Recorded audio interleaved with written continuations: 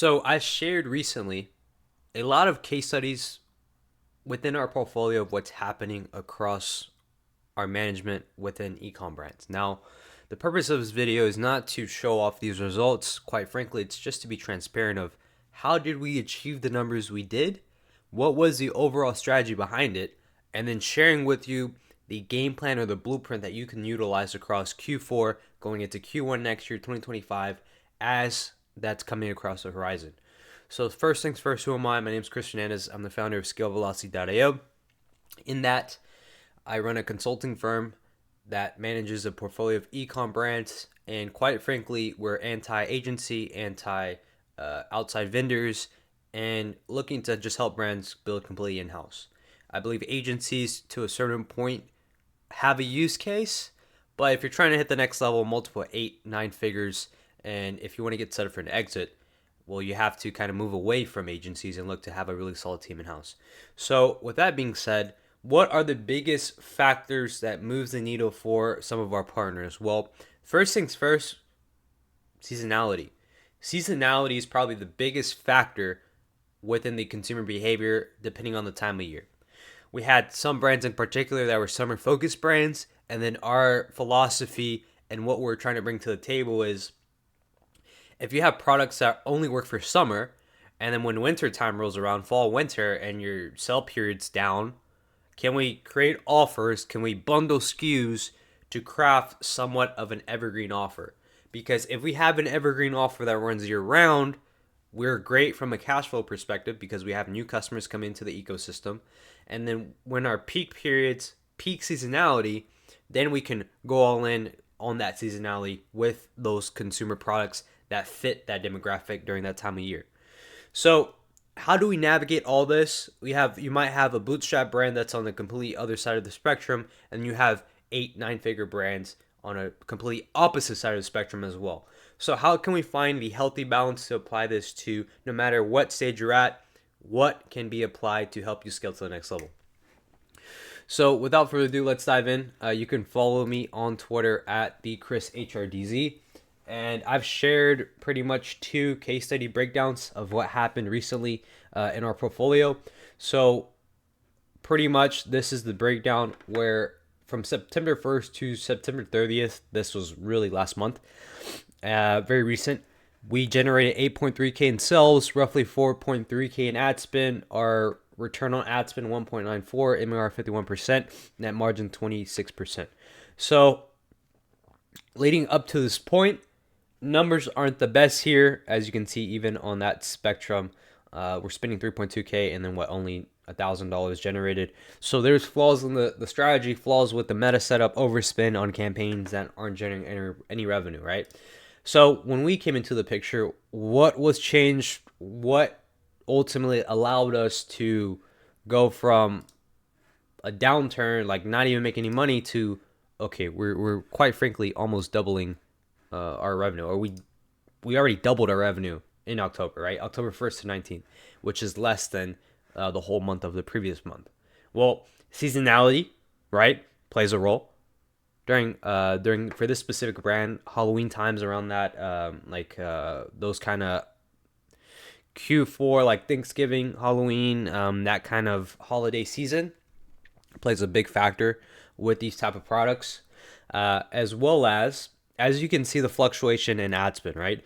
We went from 3.2K in ad spend to 13.136 in ad spend. So how did we increase that? Well, pretty much, as I covered before, this brand in particular, we onboarded crush sales during summer peak, but struggled during fall, winter season.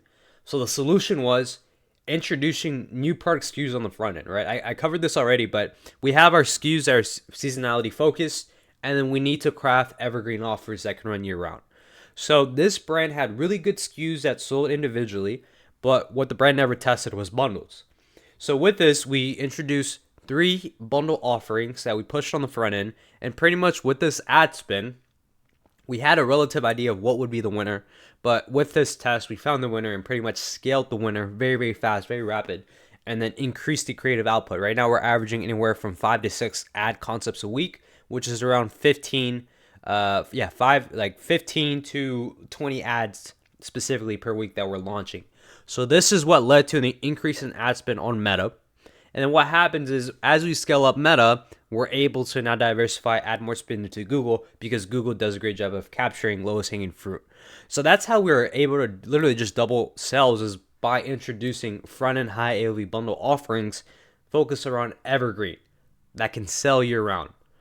And then how we're planning to scale during Black Friday, Cyber Monday, more of the same. We're doing all of our creative tests now so that when Black Friday rolls around, all we're scaling with is winners. Now, as far as the campaign structure, we have Advantage Plus, we have top ad sets, we have scaling using cost caps, we have CBO, Advantage Plus scaling, CBO, CBO. So quite frankly, it's literally a split of, we have our Advantage Plus campaigns around 2 to 3 hosting post IDs from winning tests. We have CBO campaigns that host majority of our creative tests. And then in instances where we want more of a control, we might have a secondary ABO campaign set up to go further for creative testing. But the factor is we have our campaign that hosts our creative tests, which is in a CBO environment.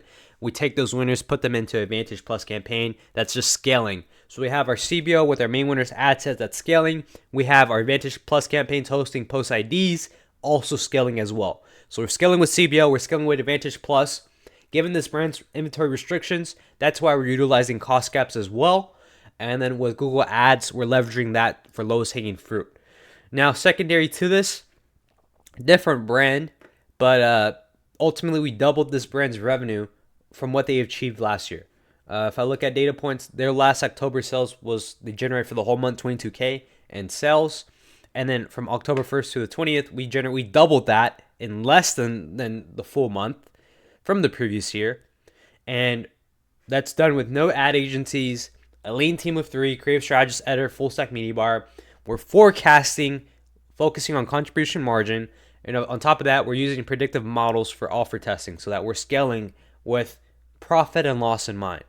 So what are the factors that all play together? And ultimately, how can we apply this protocol to brands across? Doesn't matter if you're bootstrapped, doesn't matter if you're 7, 8, 9 figures. What is the biggest shift that we're seeing from our protocol that's being applied? Well, first things first is no ad agencies. I already covered this, but the reason why we don't have ad agencies is because, quite frankly, paying $5 to $10K a month retainers for an ad agency isn't just the best use case, right?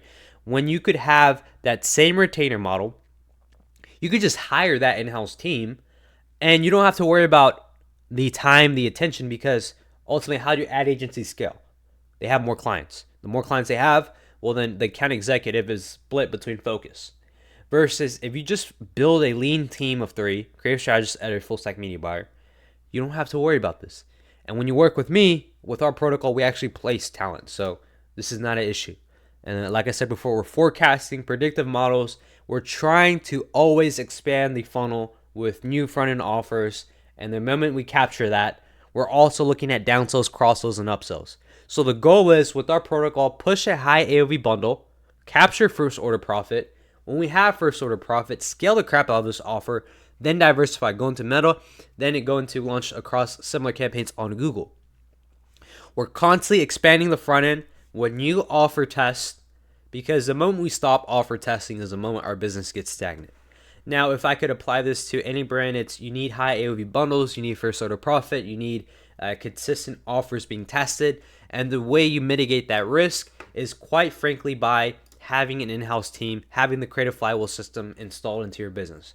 So if you want more information about how our protocol is applied to brands that are bootstrapped, to brands that are doing 6 figures a year, to brands doing 7, 8, 9 figures a year in our portfolio, you can check out scalevelocity.io. You can read my free 30-page protocol white paper thesis on the purpose of building in-house for an exit. You can see our case studies, you can see testimonials, so on and so forth. So if you want the protocol, you can check it out. And if you want to skip the phase of you getting burned by ad agencies, feel free to book in a call. Now, just to reiterate and to summarize the best use case to apply what I just covered into your business, pushing high AOV bundles. We want first order profit. So if you have hero SKUs, you've never tested a bundle, combine your hero SKUs into a bundle, 2-product bundle, 3-product bundle. Simple offer you can run as a free gift with purchase, depending on your unit economics, or you can do buy 2 get 1 free, or you can do buy 1 get 1 50% off, or some sort of variation of the offers I just shared.